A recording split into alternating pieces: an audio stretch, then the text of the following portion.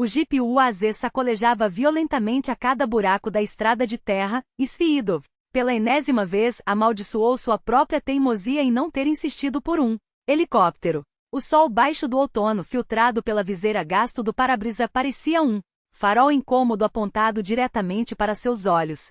Ao volante, um motorista de rosto mal barbeado, vestido em um casacão surrado, lançava olhares furtivos pelo retrovisor, como se medisse as palavras antes de soltar a primeira pergunta. Afinal, depois de minutos de silêncio tenso, não se conteve. Então o senhor veio a trabalho? A pergunta veio acompanhada do ruído do isqueiro e do cheiro acre do tabaco queimado. Sviidov, com seu paletó de tecido barato e cotovelos desgastados, parecia saído de um manual de burocratas provincianos. Até a postura levemente curvada denunciava anos de mesas de escritório e relatórios intermináveis. Ultimamente está cheio de gente como o senhor por aqui, comentou o motorista, jogando a cinza pela fresta da janela aberta. Na semana passada veio uma comissão. Agora o senhor. Todos com pressa, todos com ar de quem sabe mais do que fala. Ele deu uma tragada longa no cigarro, os olhos semicerrados. Diziam que eram geólogos.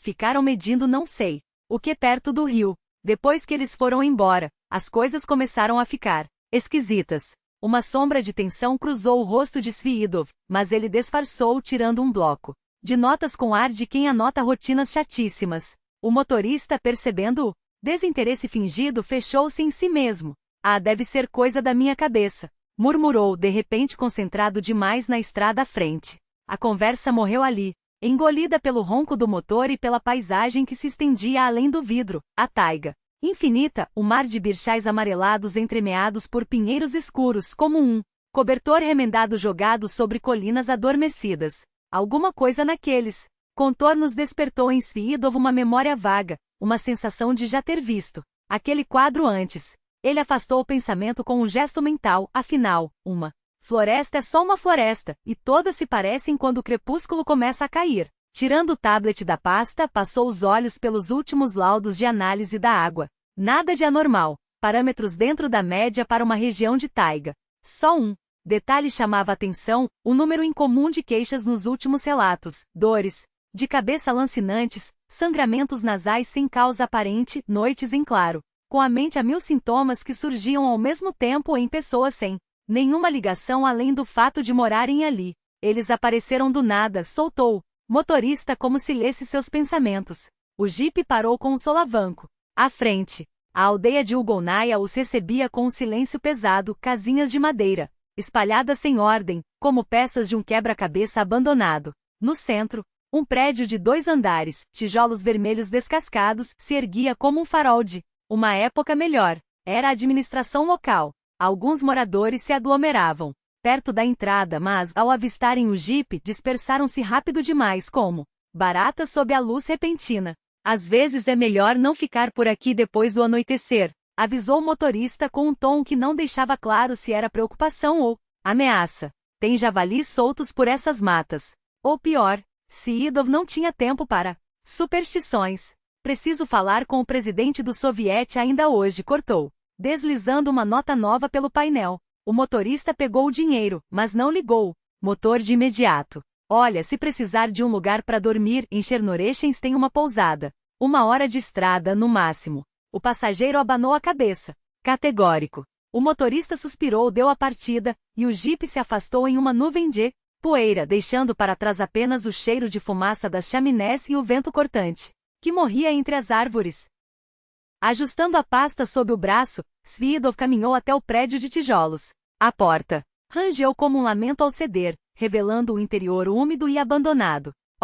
Cheiro de mofo e papel velho dominava o saguão vazio. Atrás do balcão de atendimento, só uma janelinha entreaberta, dando vista para uma sala deserta. Alguém aí? Chamou, a voz ecoando sem resposta. Até que um rumor de passos se aproximou, seguido de uma voz feminina rouca. Quem o senhor procura? Uma mulher corpulenta de suéter cinza surgiu no corredor, os olhos semicerrados como se lutasse para focar nele. O presidente do soviete. Sou da administração regional. Ela pescou devagar, como se processasse a informação com dificuldade. Ah, então é. Sobre a água. O Nikolai Petrovich já estava esperando. 2º andar, à direita. Oh, Tom era monocórdio, mas havia algo nos seus gestos, uma hesitação quase imperceptível, que fez Seedorf apertar a pasta com mais força. A porta da sala do presidente estava entreaberta. Dentro, um homem de meia-idade, curvado sobre papéis, escrevia com uma caneta que parecia mais pesada que o normal. Não levantou os olhos nem quando Seedorf tossiu discretamente para anunciar sua presença. Sente-se, indicou uma cadeira com um gesto vago sem parar de rabiscar. O gabinete era o retrato da decadência burocrática, um retrato desbotado de Gorbachev na parede, diplomas amarelados em molduras tortas, um cofre enferrujado no canto. Tudo no lugar, mas com um ar de abandono que ia além do normal, como se até a poeira ali tivesse desistido de se acomodar. Finalmente o homem largou a caneta e ergueu o rosto. Seus olhos, inexpressivos a princípio, ganharam um brilho hostil ao fixar em Seedorf. Então é sobre a água, repetiu, massageando as têmporas com dedos trêmulos. Sim, estávamos esperando alguém. De fora. Só não contávamos que demorasse tanto. Seedorf não perdeu tempo. Tirou do tablet os relatórios com as denúncias. 2 semanas de queixas, um padrão alarmante. Quantas pessoas procuraram ajuda? Diretamente aqui? O presidente inclinou a cabeça, como se escutasse algo além das palavras. Ninguém veio até mim. Todos vão a Anna Mikhailovna. Ela cuida desses assuntos. Havia alívio na voz dele, como se transferir a responsabilidade fosse um fardo a menos. Bom, pretendo falar com a enfermeira. Mas antes, algumas perguntas. Quando foi a última análise dos poços? O homem se esticou para abrir uma gaveta. Os movimentos lentos, como os de alguém que acorda de um sonho profundo. Sobre a mesa pousou uma pasta fina. Júlio, tudo dentro dos padrões. Uma pausa. Quantos poços vocês têm? 4. Não, 3. O quarto foi fechado a tempo. Quando exatamente? A pergunta pareceu pegá-lo de surpresa. Não me recordo. Foi há muito tempo. Melhor perguntar a Anna Mikhailovna. Ela sabe de tudo. Sempre. Esteve aqui. Outro silêncio. Desta vez pesado. Algum lugar nos fundos do prédio. Uma torneira pingava em ritmo hipnótico, como um relógio marcando um tempo que ninguém mais controlava. Seedorf estava prestes a insistir quando notou que o olhar do presidente se perdia. Além dele, fixo em algum ponto no vazio. Seu rosto se contorceu em uma expressão estranha, como se visse um fantasma conhecido, mas impossível de nomear. O senhor está bem? Perguntou, mas a pasta que o homem ainda segurava escorregou de suas mãos, espalhando papéis pelo chão. Ao se curvar para juntá-los, derrubou uma luminária que oscilaram contra a parede projetando sombras distorcidas. Sim, só um pouco cansado, gaguejou, sacudindo a cabeça como quem tenta clarear a visão. O outono escurece cedo. Enquanto ajudava a recolher os documentos, Seedorf notou entre eles um papel amassado, rasgado de um caderno, não um formulário oficial, mas coberto por símbolos que podiam ser rabiscos de criança ou anotações cifradas. Antes que pudesse examinar melhor, o presidente arrebatou a folha com um gesto brusco e a enfiou no bolso do paletó. Anna Mikhailovna, murmurou, erguendo-se com dificuldade. É só sair, virar à esquerda, passar pelo clube abandonado. Um prédio cinza, de 2 andares. Não tem como errar. Seedorf assentiu e se dirigiu à porta, mas, ao se virar pela última vez, viu o homem ainda parado ou apoiado na cadeira, os olhos arregalados como se tivessem visto algo que a mente se recusava a aceitar. Do lado de fora, o frio da tarde já se infiltrava por baixo das roupas.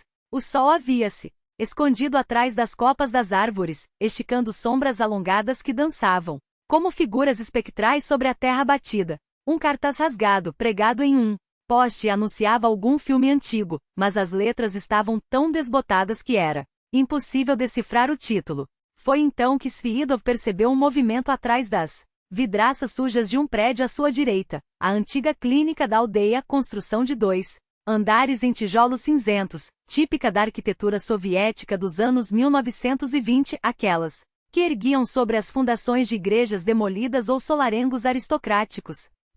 Tempo havia comido as paredes em manchas de umidade como uma doença que corrói por dentro. Ele sentiu um calafrio que não vinha só do vento. Algo ali naquelas janelas embaçadas parecia observá-lo. E pela primeira vez desde que chegará, Seedorf questionou se não deveria ter aceitado a oferta do motorista. Talvez 1 hora de estrada até Chernorechensk não fosse um preço tão alto a pagar. Entre as frestas dos tijolos, o musgo crescia como veias verdes de um organismo, ainda vivo, pulsando em silêncio. A porta de entrada rangeu sob seus dedos. Não. Estava trancada. Um cheiro ácido de cloro misturado a algo doce e empalagoso, como flores podres em um pântano, invadiu suas narinas. No corredor mal iluminado, uma placa desbotada anunciava: registro.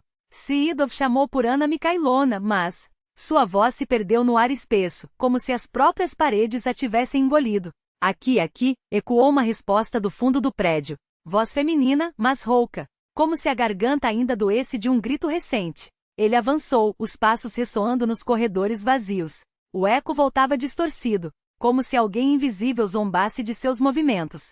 Ao dobrar a esquina, deparou-se com um consultório. A placa terapeuta estava rachada, a porta entreaberta. Uma luz amarelada vazava pela fresta, não a eletricidade trêmula de uma lâmpada, mas o brilho oleoso de querosene, embora o crepúsculo mal tivesse começado. Dentro ninguém.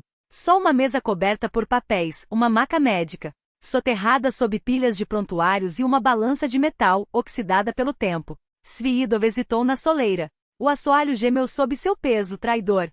Anna Mikhailona? Finalmente.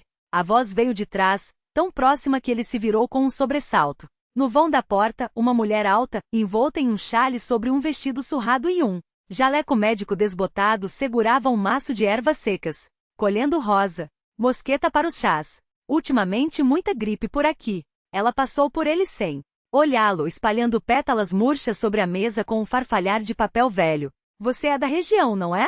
Sobre as amostras de água. Os dedos dela, ágeis apesar da idade, separavam os caules com uma precisão mecânica. Receio que tenha feito a viagem à toa. A água não tem nada a ver com isso. Por quê? Seedorf cruzou os braços. Ela finalmente levantou os olhos. No clarão fracasso da lâmpada, seu rosto parecia esculpido em cera, imóvel exceto pelos olhos que se moviam com uma rapidez febril, como os de um animal acossado. Porque eu os trato desde o início. A voz dela era um sussurro áspero. Dores de cabeça, sangramentos nasais, insônia. Ela empurrou um caderno de capa, desgastada, em sua direção. Aqui, todos os casos. O couro ainda estava morno, como se tivesse sido retirado há pouco de junto a uma lareira. Seedorf folheou as páginas.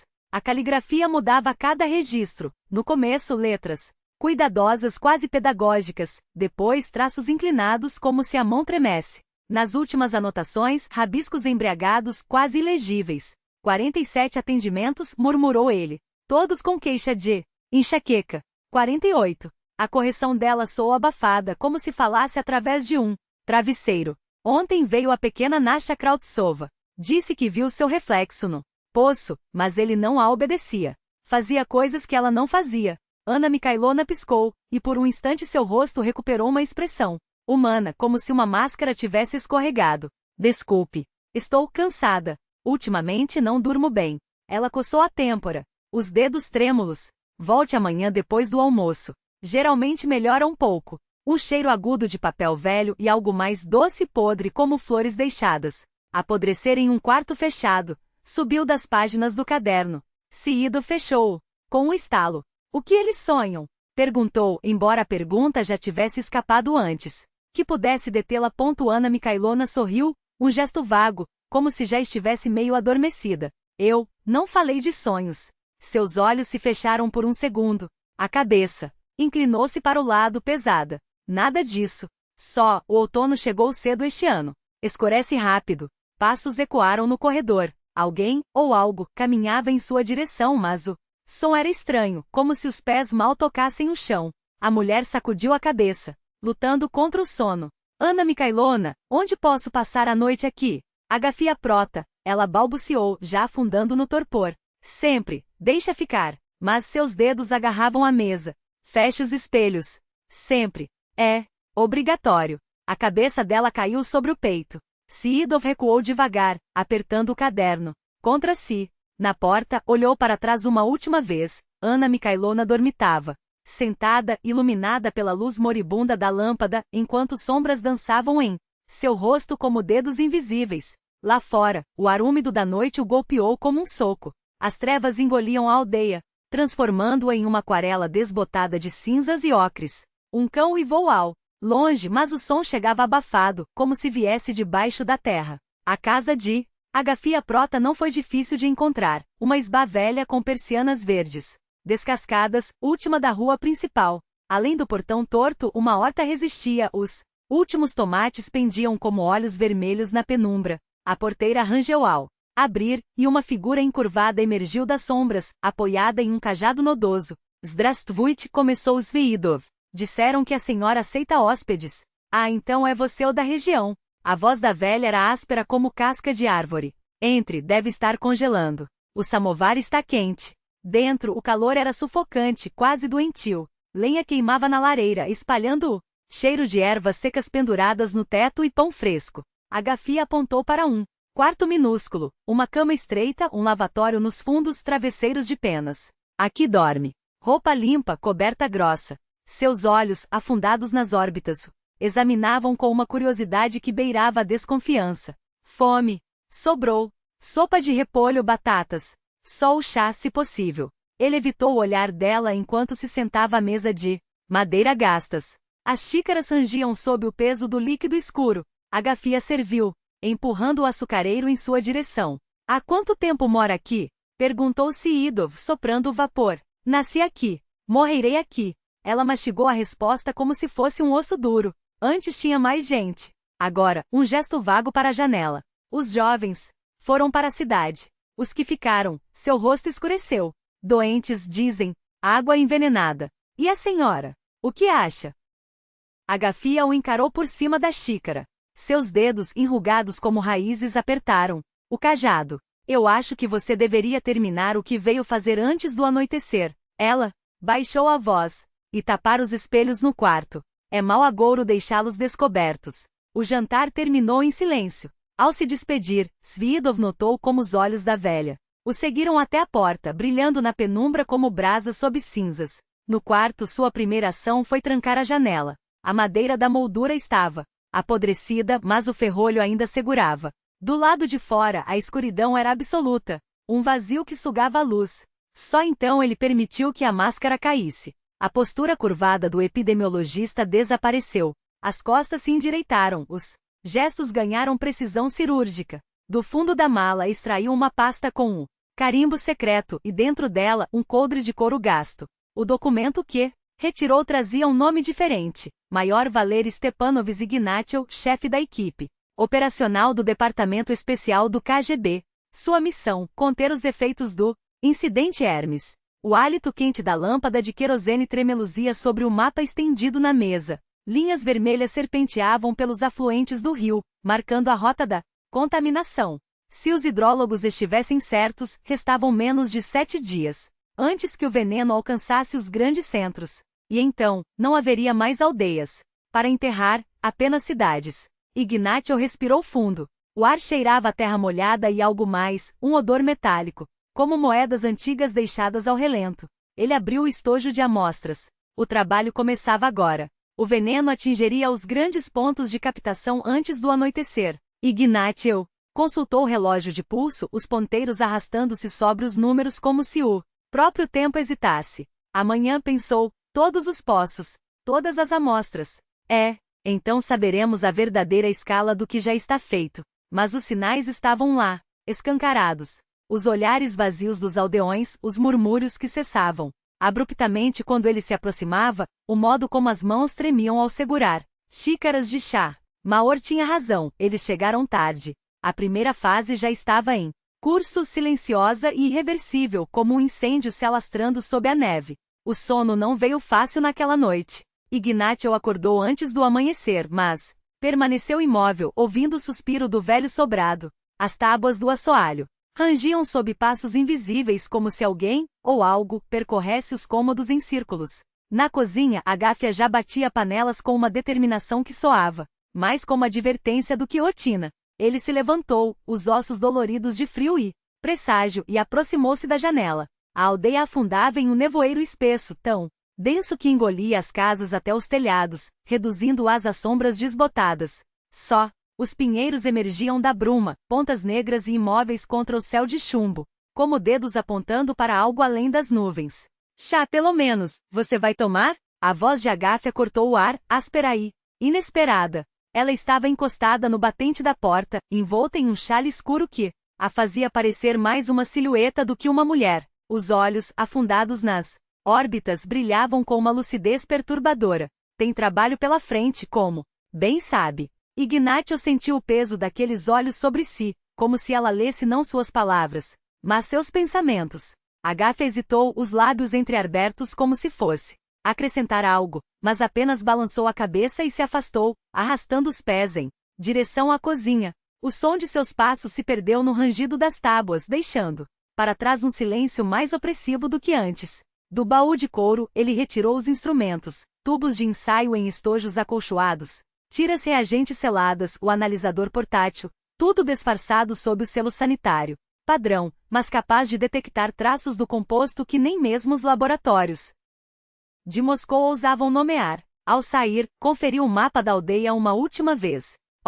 Primeiro poço ficava na bifurcação da estrada principal, o segundo junto à antiga clínica, o terceiro nos fundos do clube abandonado, e o quarto, aquele não, constava nos registros oficiais, mas Ignacio lembrava do modo como o presidente da cooperativa gaguejara ao mencioná-lo, como se o nome sozinho fosse capaz de atrair algo indesejado. O nevoeiro enrolava-se em seus tornozelos enquanto ele caminhava, engolindo o som de seus passos. A aldeia parecia desertada, nem pessoas, nem animais, nem mesmo o canto de um pássaro.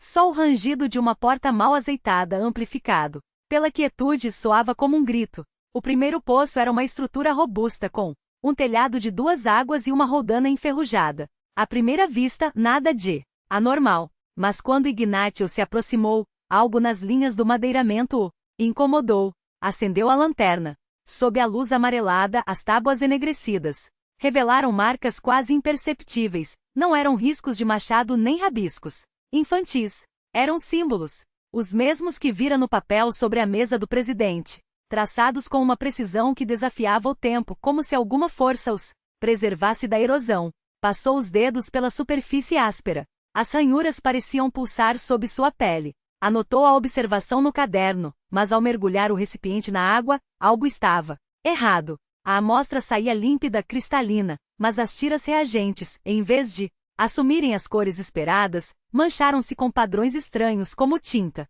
derramada em papel molhado, espalhando-se em formas que lembravam asas, garras. O segundo poço o aguardava com uma surpresa maior. Sobre o madeiramento apodrecido, borboletas dançavam em círculos lentos. Borboletas. Em setembro. Com este frio, elas dispersaram-se em uníssono quando ele se aproximou, dissolvendo-se na névoa como fumaça. Enquanto colhia a amostra, um vulto emergiu do canto da clínica abandonada. Anna Mikhailovna, a enfermeira, arrastava os pés como se caminhasse contra uma corrente invisível. Nas mãos, outro maço de ervas secas. Bom dia, camarada Ignacio. Sua voz era um sussurro rouco, os olhos fixos em algum ponto além dele. Cedo demais para visitas, não acha? Mas as ervas, elas ainda funcionam. Um pouco. Contra o quê? Ele forçou um tom leve, profissional. Contra os sonhos. Ela finalmente o encarou, e seus olhos eram 2 poços sem fundo. Eles estão ficando mais nítidos. Logo não haverá diferença entre dormir e estar acordado. Você também os vê, não é? Os que vêm da floresta. As máscaras.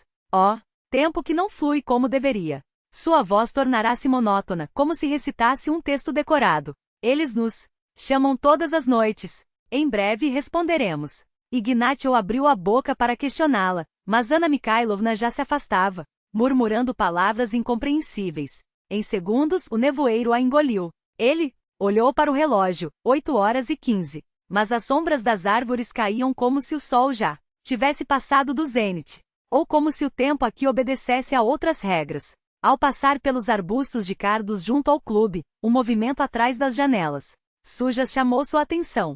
Dessa vez não era o vento mexendo uma cortina. Algo se movia lá dentro, uma silhueta alta demais, estreita demais para ser humana. O poço, atrás do prédio, estava abandonado, as tábuas do revestimento cobertas por musgo verde escuro, a corrente tão corroída que ameaçava desintegrar-se ao toque. Mas, quando Ignacio iluminou o interior com a lanterna, a superfície da água brilhou negra e oleosa. Ao puxar a corda, a amostra na proveta era transparente. Ele piscou, voltou a iluminar o poço. A água lá embaixo continuava escura como tinta. Mas na proveta era pura, como se algo lá dentro se recusasse a ser capturado. O quarto poço, aquele que não deveria existir, estava à beira da floresta quase engolido pela vegetação. O caminho até ele era uma trilha pisoteada, como se alguém, ou muitos, ainda o frequentasse. O madeiramento estava carbonizado pelo tempo, tão preto que parecia queimado. No topo, uma cúpula torta coroava a estrutura mais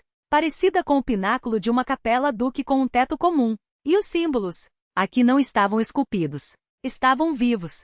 Cobriam cada centímetro da madeira, entrelaçados em padrões que doíam aos olhos como se desafiassem a geometria. Ignacio tentou desenhá-los no caderno, mas assim que a ponta do lápis tocou o papel, as linhas começaram a se mexer, contorcendo-se como serpentes. Uma onda de náusea o atingiu. Ele segurou-se no tronco para não cair. Foi então que seus dedos encontraram algo na fenda entre as tábuas. Uma saliência de couro surpreendentemente intacta, como se o tempo a tivesse poupado. Ao puxar, lá, revelou-se um diário. As páginas amareladas guardavam uma caligrafia nítida, como se a tinta tivesse sido aplicada na véspera. 12 de agosto de 1924. Chegamos à aldeia sob o disfarce de uma expedição etnográfica. Ordem da Ogpu, estudar as práticas xamânicas locais com ênfase nos relatos sobre cogumelos utilizados em rituais. Os nativos os chamam de sonhos dos antigos.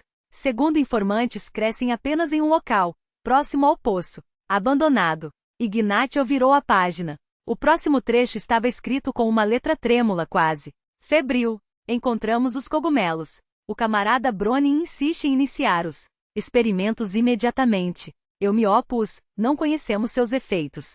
Mas uma ordem é uma ordem. O primeiro teste será amanhã. De repente, um rangido agudo cortou o ar. Ignacio levantou a cabeça. A cúpula do poço girava sozinha, apesar da ausência de vento. Um feixe de luz filtrou-se pela fresta e no seu interior, partículas de poeira dançavam, formando padrões familiares. Aqueles mesmos símbolos. Ele guardou o diário no bolso interno com um movimento brusco e recuou. O chão tremia levemente como se algo imenso se revirasse nas profundezas. Do poço subia um cheiro doce e podre como flores, apodrecendo sobre metal. Foi então que percebeu, o nevoeiro ao seu redor estava se movendo. Não dispersando, não se dissipando, convergindo. Filamentos brancos esticavam-se em sua direção, torcendo-se em formas que lembravam dedos, braços, silhuetas alongadas vestidas em mantos que esvoaçavam sem vento. Por um instante, entre as névoas, distinguiu contornos altos, figuras que se deslocavam não caminhando mas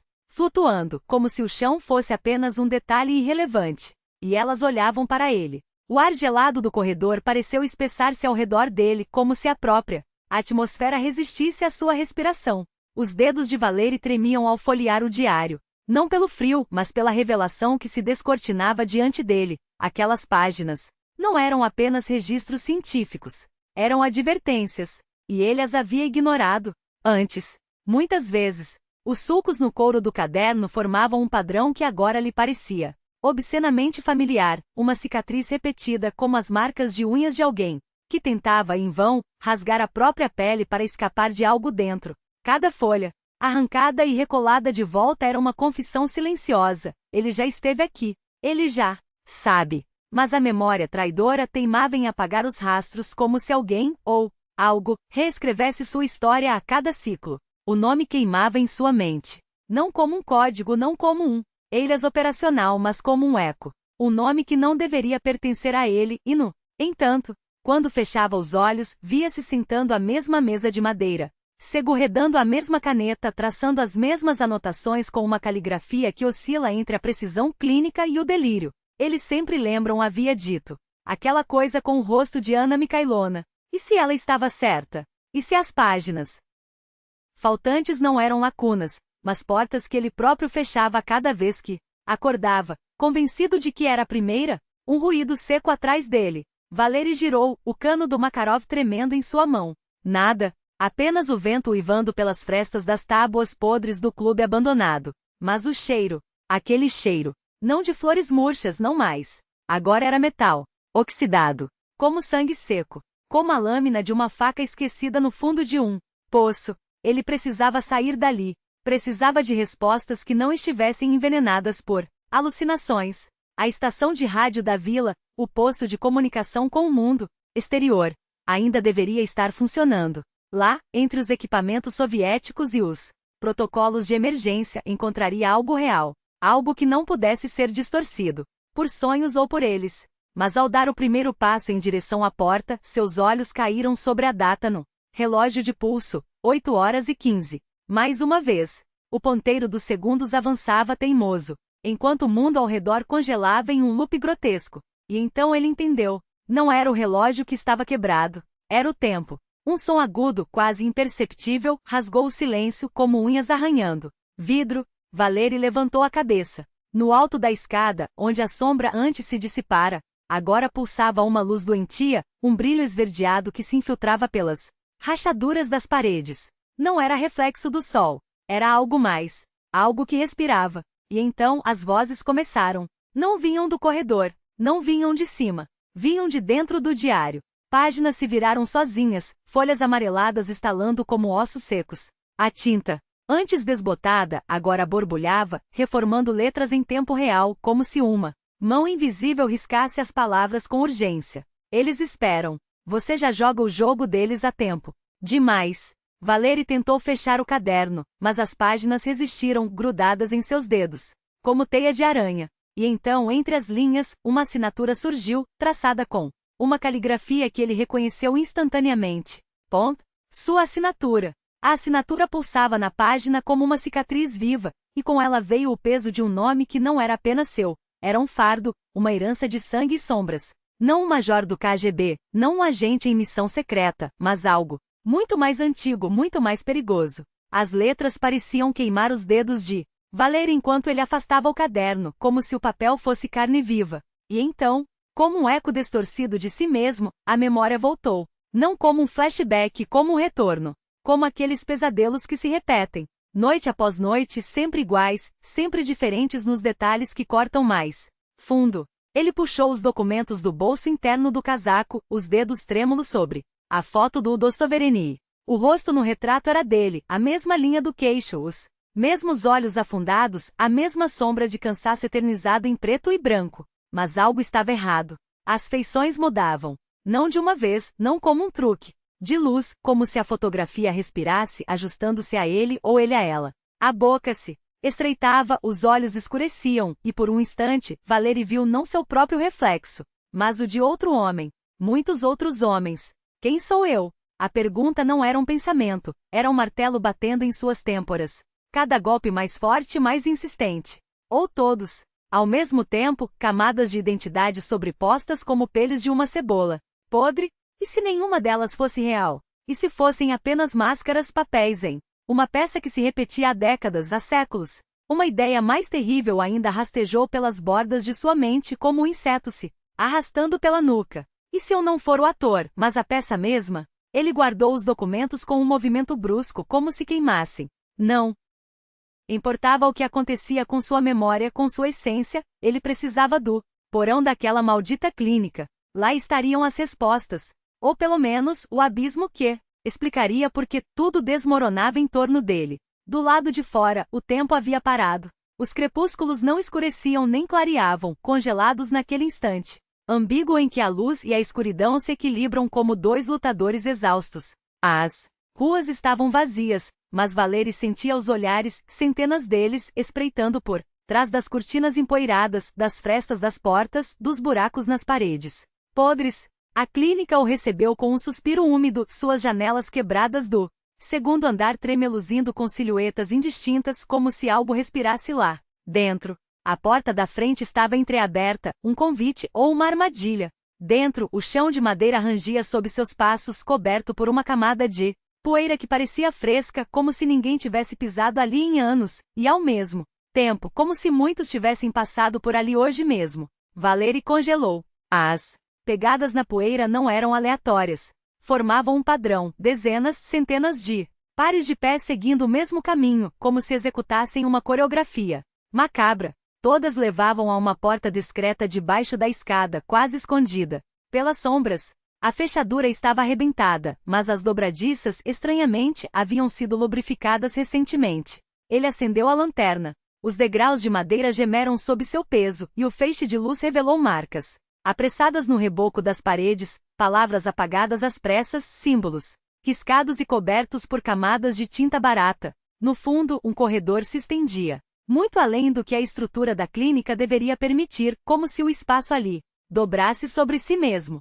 Portas numeradas se alinhavam aos lados, algumas trancadas com cadeados enferrujados, outras entreabertas como bocas suspirando segredos. A terceira à esquerda estava semiaberta. Dentro, o ar cheirava a metal oxidado e papel podre. Equipamentos científicos, agora cobertos por uma crosta de ferrugem, jaziam abandonados sobre mesas de madeira rachada. Frascos quebrados cintilavam como dentes no chão, e nos armários de madeira ressecada documentos se desintegravam em farrapos amarelos. Mas foi o que estava na parede que fez o coração de Valery parar. Uma esquema, desenhada diretamente sobre a argamassa descascada com traços que ele reconheceu, não porque já a tivesse visto, mas porque ele mesmo a havia traçado. Não uma vez, muitas. No centro, o poço com a cúpula, aquele mesmo, o quarto, o proibido. Linhas irradiavam dele como veias conectando símbolos que ele havia visto o dia todo em sonhos, em visões, nas páginas do caderno. Mas agora, olhando para o todo, Valery entendeu. Não era uma sequência aleatória. Era uma equação. Ele havia tentado descrever matematicamente o que acontecia na vila. Laços temporais sobrepostos, realidade se fundindo, ciclos se repetindo como engrenagens de um relógio quebrado. E no canto inferior, escrita com a mesma caligrafia que assinará as últimas páginas do diário, uma frase: o experimento deu certo. Criamos a armadilha perfeita. Mas então, como um golpe no estômago, a próxima linha. E se nós mesmos nos tornamos parte dela? Os dedos de Valery tremeram ao tocar as palavras. Uma onda de memórias o inundou, não como lembranças, mas como vivências. Ele se viu curvado sobre aquela mesma parede, não agora, não neste ciclo, mas muitas vezes antes, traçando os símbolos com uma obsessão doentia, tentando decifrar o que haviam despertado. Com seus experimentos, viu-se voltando sempre sob novos nomes com novas histórias, mas sempre com o mesmo objetivo: conter, selar, impedir que algo escapasse. Sua mão foi ao bolso interno do casaco, onde deveria estar o Udostoverini do KGB. Mas o que seus dedos encontraram foi um mandato amarelado, emitido pela OGPU. Na foto, seu próprio rosto, mas o nome era diferente. Chefe da expedição científica especial. E então, lá em cima, os passos começaram. Não um, não dois, dezenas. Uma procissão se aproximando do porão, vozes entoando um cântico em uma língua antiga, esquecida, mas que seu cérebro reconheceu instantaneamente. Os moradores da vila. Seu ritual noturno. E pela primeira vez em todos os ciclos, Valery entendeu as palavras. Eles cantavam sobre um despertar, sobre um retorno, sobre o fim do círculo infinito. Ele recuou para o fundo da sala, onde as sombras eram mais espessas. As vozes se aproximavam e nelas, entre os versos arcaicos, nomes familiares, os mesmos que ele havia carregado em diferentes vidas. E outros, dezenas, todos se afogando em um coro único, como se fossem ecos de um mesmo ser fragmentado. O feixe da lanterna tremulou sobre a parede dos fundos, iluminando uma reentrância cheia de caixas apodrecidas. Algo brilhou entre elas. Valery empurrou os detritos de lado com violência. Um cofre, antigo, massivo, com a fechadura enferrujada, mas a porta cedeu com um simples toque, como se alguém a abrisse regularmente. Dentro, uma pilha de pastas, cada uma com a marca e datas que iam de 1924 até hoje. Ele pegou a primeira, a mais recente. Na capa, em sua própria caligrafia, em sua própria assinatura. Ponto 1, 2025. A existência do Major Ignatiev VS na vila de Ugonói. 1º de março de 2025. Um relatório sobre eventos que ainda não haviam acontecido. Com mãos trêmulas, ele abriu a pasta. Dia 1. Chegada à vila sob a lenda de um funcionário do FSB. Primeiro contato com os locais transcorreu sem incidentes. Nenhum sinal de exposição à substância detectado. Até o momento, cada palavra, cada observação, coincidia com o que ele planejava escrever naquela noite. Ou já havia escrito, ou escreveria no próximo ciclo. O canto da boca das vozes lá em cima ficou mais alto, agora misturado a um som estranho, um zumbido, um chiado, como estática de rádio se transformando em voz humana. Valéria arrancou as outras pastas, folheando-as em um frenesi doentio. Cada uma continha o mesmo padrão, sua chegada à vila sob um novo nome, uma nova identidade, uma nova missão. Mas o final era sempre o mesmo, ele encontrava aqueles documentos, compreendia e então, as últimas páginas de todos os relatórios haviam sido arrancadas. Os passos lá em cima cessaram. No silêncio repentino, a voz de Anna Mikhailona ecoou, clara como vidro quebrando. Camarada Bronstein, é hora de se juntar a nós. Eles esperam, como sempre esperavam. E então a memória o atingiu como um raio viva dolorosa, como uma faca sendo torcida em uma ferida antiga.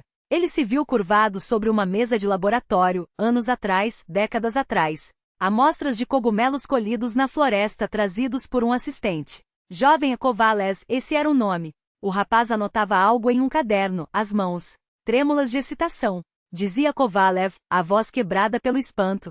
Como na mecânica quântica ouviu-se sua própria voz, mais jovem, mas com a mesma entonação fria, quase clínica. Eles respondem à consciência. Uma pausa. Então seu próprio riso, seco, sem humor. E se não forem apenas cogumelos?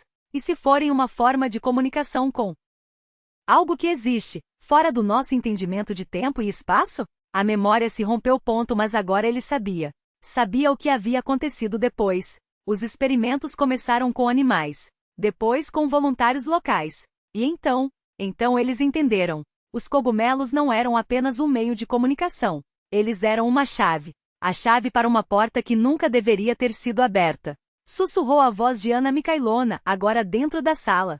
Bem atrás dele. Valéria se virou lentamente. Ela estava na porta, mas seu rosto não era mais o de uma velha enfermeira. Era o rosto que ela tinha em 1924. Jovem, determinada e presa como ele.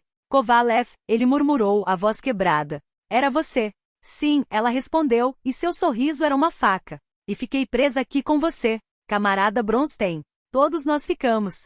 Ciclo após ciclo, representando a mesma peça, tentando mantê-los deste lado da barreira. Ela fez uma pausa. Os cantos lá em cima ficaram mais altos, mais urgentes. Mas agora, sua voz baixou a um sussurro. Agora eles encontraram uma maneira de vazar. Através das rachaduras em nossa armadilha, sussurrou Kovalev, e as palavras caíram como pedras em um poço sem fundo. Bronstein sentiu o frio descer pela espinha, gelado e preciso como uma lâmina de aço. O que isso significa? Olhe para o esquema, ela ordenou, apontando para os símbolos luminosos que pulsavam na parede de pedra. Você vê? O padrão está mudando. A espiral se desestabiliza a cada ciclo. Cada volta é mais curta que a anterior. O tempo, sua voz tremeu não de medo, mas de uma compreensão terrível. O tempo está se comprimindo ao redor da vila, como se algo esticasse de volta. Bronstein fixou os olhos nas linhas. Elas se moviam, torciam-se e encolhiam-se em direção a um ponto central, o poço. O mesmo poço que décadas atrás havia sido a porta de entrada para algo que nunca deveria ter sido despertado. Quanto tempo temos? Ele perguntou, embora já soubesse a resposta. Kovalev riu, amargo. Tempo? Ela sacudiu a cabeça. Aqui, ele não funciona como antes. Mas olhe para o seu relógio. Ele obedeceu. As agulhas ainda marcavam 8h15, mas agora, elas se moviam para trás, devagar, quase imperceptível, como se o próprio tempo estivesse recuando, arrastando tudo consigo de volta ao momento em que a primeira porta foi aberta, quando o primeiro experimento corrompeu a realidade. Eles querem corrigir, Kovalev baixou a voz, como se as paredes pudessem ouvir. Lá, não escapar por uma fenda, não. Eles querem arrombar o portal. Reescrever o erro, nosso erro. Um som novo ecoou lá de cima. Um zumbido profundo, vibrante, como se o ar estivesse sendo rasgado por forças invisíveis. As paredes do porão tremeram. Poeira desabou do teto, pingando como chuva suja. E então veio o cheiro doce e metálico. Familiar. Eles estão vindo, Kovalev sussurrou, os olhos brilhando com uma urgência febril. Todos os habitantes da vila agora são condutores. Cada um deles é uma janela. Essas janelas estão se abrindo. Ignatiev sentiu a memória se rearranjar em sua mente, peça por peça, como um quebra-cabeça finalmente completado. Agora ele lembrava. Sabia por que havia escolhido o esquecimento. Sabia no que tinha se transformado ao aceitar aquele pacto. Há tanto tempo. O zumbido cresceu. Através das rachaduras no teto, ouviu-se o canto monótono dos Aldeões, cada vez mais próximo. Não eram vozes humanas. Eram ecos de algo muito mais antigo, muito mais faminto. Kovalev estendeu a mão. Entre seus dedos, uma pequena ampola de vidro, cheia de um líquido turvo e espesso. O extrato. Sua voz era um fio de aço. Vai fazer você esquecer. Vai reiniciar o ciclo. E você? Os outros? Nós somos a sistema. Ela respondeu sem pestanejar. Assim que o selo se renovar, tudo volta ao lugar. A vila. Os habitantes. Nós. Até a próxima vez que alguém, como você, desça aqui e escolha. Ignatiev pegou a ampola. Podia sentir o tempo escorrendo pelas frestas da realidade. Como areia entre os dedos. Lá em cima, o som de vidro se estilhaçando. Um grito. Eles estão próximos. Kovalev olhou para a porta, os músculos tensos. Descida. Ele quebrou o lacre de cera. O cheiro atingiu suas narinas, amargo como absinto, misturado a ferro oxidado. Sabia que era a única escolha. A mesma escolha que fizera dezenas de vezes antes. Quando eu acordar, murmurou, serei o Major Semenikin do KGB, investigando um vazamento de substância classificada. Tudo começará de novo, Kovalev confirmou, os lábios curvados em um sorriso, que não chegava aos olhos. E um dia, você encontrará este porão novamente. Fará a mesma escolha. Ele engoliu o conteúdo de uma vez. O líquido queimou sua garganta e a consciência começou a se dissipar como fumaça ao vento. Asterisco. A viseira do boné mal protegia seus olhos do sol baixo de outubro. A taiga se estendia. Dos dois lados da estrada, um mosaico de bétulas amarelas e abetos escuros como um cobertor remendado pelo tempo. Alguma coisa coçou em sua memória a sensação de que já havia visto aquela paisagem antes, aquele ângulo de luz, aquele silêncios entre as árvores. Semenikin afastou o pensamento com um gesto brusco. Floresta é floresta. Nada mais. Então, é por trabalho que o senhor vem? Perguntou o motorista, acendendo um cigarro com mãos que tremiam levemente. À frente, a vila de Ugolnaia surgiu entre as colinas, casas de madeira espalhadas sem ordem, um prédio de 2 andares de tijolos vermelhos no centro. Alguns aldeões se aglomeravam perto dele, mas, ao verem o UAZ se aproximar, dispersaram-se como baratas sob a luz. Pode me deixar no posto do soviete, Semenikin disse, tirando uma nota nova da carteira. Obrigado pela carona. O motorista hesitou, olhando para a nota, depois para a vila. Talvez fosse melhor esperar até amanhecer, murmurou, a voz carregada de um medo que não tentava esconder. Não é seguro aqui à noite. Os javalis andam soltos. Tenho uma reunião com o presidente do soviete. Hoje, Semenikin respondeu secamente. Desceu do carro, ajustou a pasta com os equipamentos de laboratório no ombro. À sua frente apenas mais uma investigação rotineira, localizar a fonte do vazamento, avaliar a contaminação, conter os danos. O crepúsculo engolia a vila. Algum lugar ao longe, um cão latia, mas o som parecia abafado como se viesse debaixo d'água. Ele olhou para o relógio. 8:15. Tudo começava outra vez.